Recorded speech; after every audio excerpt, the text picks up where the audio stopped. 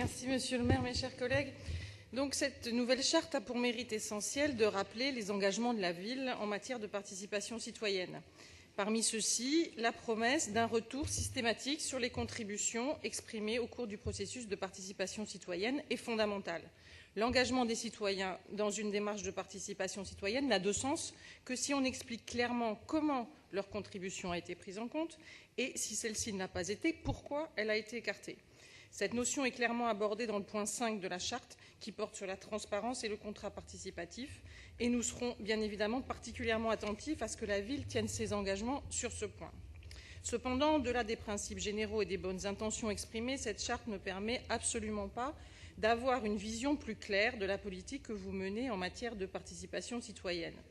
Au-delà de la multiplication des dispositifs et des structures, on peine à percevoir la vision d'ensemble, sa cohérence. Nous sommes confrontés à une sédimentation des actions sans coordination ni articulation entre tous les outils disponibles, que d'ailleurs le président Azière vient de lister. On peut même craindre que certains instruments entrent en concurrence les uns avec les autres. Par exemple, quelle articulation sera faite entre la nouvelle halle citoyenne qui ouvrira en 2018 dans le 20e arrondissement, avant d'être pérennisée dans le 10e, et le carrefour des associations parisiennes qui se situe aussi à l'est de Paris, dans le 12e arrondissement. Jusqu'à quel point les missions de ces deux structures ne vont-elles pas se télescoper? Pourquoi ne pas avoir envisagé de les réunir? Face à cette surenchère de dispositifs, le long processus de consultation qui a abouti à la rédaction de cette charte, pour laquelle l'intervention d'un consultant externe spécialiste de la participation citoyenne a été requis, aurait dû permettre la remise à plat de l'ensemble de la politique municipale de participation citoyenne afin de mener une évaluation précise de la pléthore des outils créés année après année.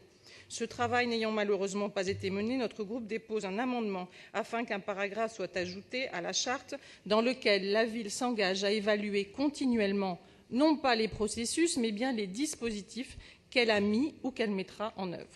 L'objectif étant bien sûr, dans un souci d'efficacité, de supprimer ceux qui ne fonctionnent pas et de cibler l'octroi des ressources vers ceux qui répondent réellement aux besoins des Parisiens. J'aimerais enfin attirer votre attention sur le point 8 de la charte.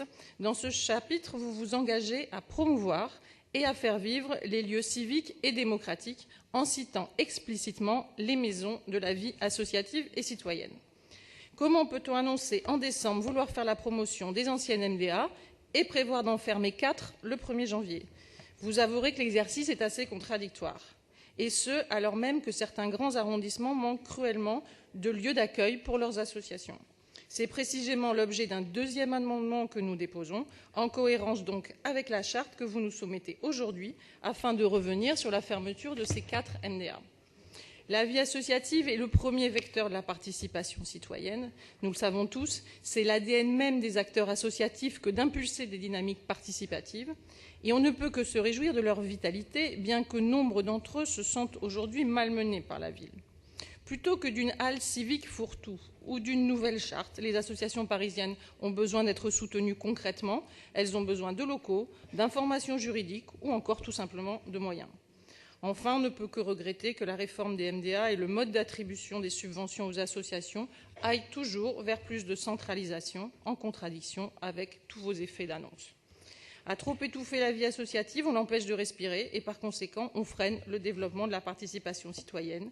C'est bien dommage et précisément contraire aux objectifs affichés. Je vous en remercie.